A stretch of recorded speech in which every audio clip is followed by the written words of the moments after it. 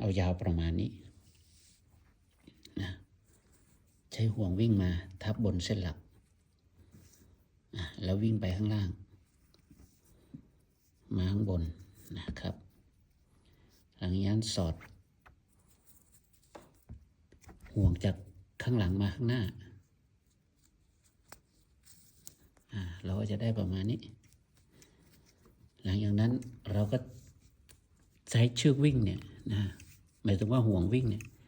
วิ่งกลับเข้ามาที่เดิมเพื่อทำเป็นห่วง2ห่วงนั่นเองเป็นหู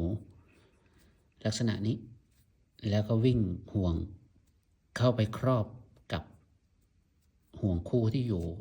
ข้างบนได้ลักษณะนี้แล้วเราก็จัดเข้าที่